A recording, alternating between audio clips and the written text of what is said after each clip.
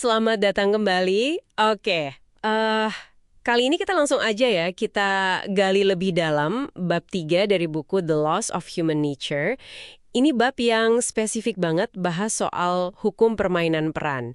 Intinya sih gimana caranya kita bisa lihat apa yang ada di balik topeng sosial yang ya sering dipakai orang. Sumber kita ya kutipan dari bab itu sendiri. Misi kita kali ini bantu Anda jadi pengamat yang lebih jeli biar bisa paham apa sih yang sebenarnya ada di balik penampilan luar orang lain. Bener banget. Kita kan seringnya gampang banget nilai orang dari luarnya aja. Atau ya percaya gitu aja sama penjelasan mereka. Nah, bab ini tuh kayak nantang kita gitu loh. Supaya lebih pelan-pelan kalau menilai, lebih skeptis sedikit sama kesan pertama. Dan yang penting, melatih diri buat nganalisis apa yang benar-benar kita lihat. Bukan cuma yang kelihatan di permukaan. Kita bakal coba kupas nih, gimana orang biasanya nampilin diri mereka. Dan gimana kita bisa ngebaca sinyal-sinyal yang sering kelewat itu. Oke, menarik. Mari kita bedah langsung deh. Buku ini kan nekenin banget soal bias penampilan. Maksudnya gimana tuh? Intinya gini sih, kita itu cenderungnya bereaksi sama presentasi seseorang, bukan orangnya secara utuh. Orang tuh ya secara alami lah, bakal nampilin wajah terbaik atau topeng yang kira-kira pas sama situasi sosialnya. Biar dinilai positif gitu kan. Terus kita juga gampang banget kena efek halo. Tahu kan, kalau orangnya cakep atau ganteng, wah langsung kita anggap dia lebih bisa dipercaya, lebih kompeten, atau kalau dia sukses gitu, kita mikirnya, wah pasti orangnya baik, etis. Padahal, ya kata penulisnya, topeng ini sering banget nutupin realita yang beda jauh. Kadang malah niatnya nggak bagus. Wah iya juga ya. Itu jebakan yang sering banget kita alamin kayaknya.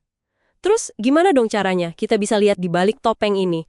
Di bab ini kan ada disebut soal Milton Erickson ya, psikiater yang pendekatannya unik gitu. Betul, betul.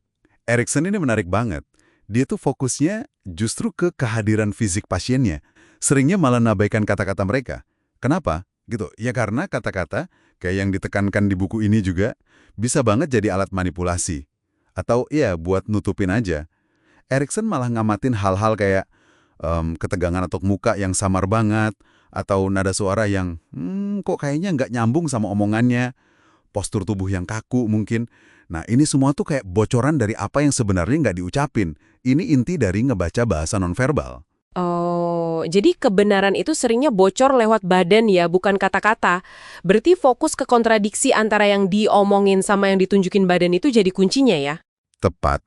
Dan kita semua ini sadar nggak sadar ya sebenarnya aktor loh di panggung sosial.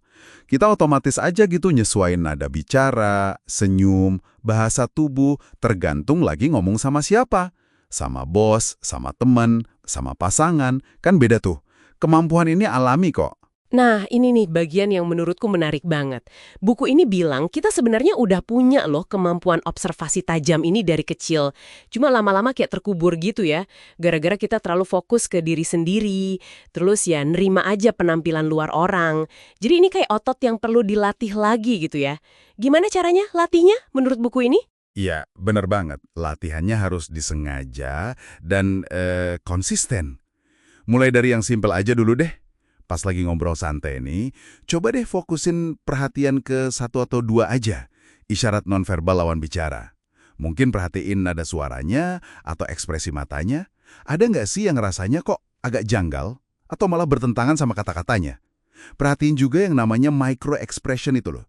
Ekspresi muka yang cepet banget, cuma sepersekian detik. Itu sering banget ngebocorin emosi asli yang lagi coba ditahan. Kayak kilatan marah sekilas, atau senyum yang kelihatan banget dipaksain. Oke. Selain pas ngobrol langsung gitu, ada latihan lain nggak yang disaranin? Ada. Coba deh, luangin waktu buat duduk di tempat umum. Di kafe gitu, atau di taman. Nggak usah ada beban mesti ngobrol sama siapa-siapa. Cukup amatin aja orang-orang di sekitar. Perhatiin gaya jalannya, cara mereka interaksi sama orang lain, postur duduknya, intonasi suara pas lagi nelpon mungkin. Anggap aja ini kayak main tebak-tebakan gitu.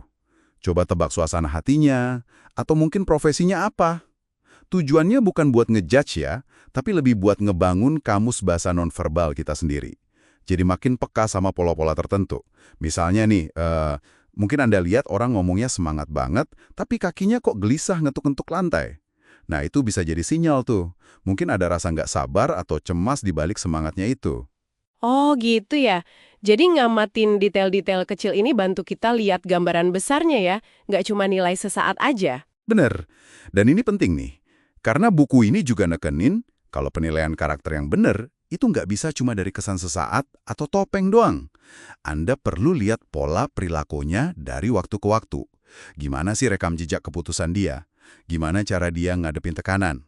Atau gimana dia interaksi sama orang yang katakanlah nggak punya kuasa atas dia? Itu semua ngasih gambaran karakter yang jauh lebih akurat dibanding penampilan luar aja. Oke. Jadi intinya buat Anda semua nih, artinya Anda punya kemampuan buat nggak gampang terkecoh sama penampilan luar. Dengan melatih kepekaan sama isyarat nonverbal dan paham kalau orang cenderung main peran, Anda bisa navigasi interaksi sosial jadi lebih cerdas, ya kan? Intinya sih gitu. Kemampuan ngebaca orang ini bukan ilmu sihir atau apa ya. Ini murni keterampilan observasi yang bisa diasah siapa aja kok. Ini soal ngelihat lebih dalam aja, nembus topeng yang ditampilin, dan ya, lebih paham dinamika manusia yang emang kompleks. Nah, sebagai penutup nih ya, sebuah pemikiran buat Anda renungkan. Kalau kita semua ini memang aktor yang lagi main peran di panggung kehidupan sosial, peran apa sih yang sebenarnya lagi Anda mainkan sekarang? Dan seberapa sadar Anda dalam memainkannya? Oke, sampai jumpa di pembahasan kita berikutnya ya.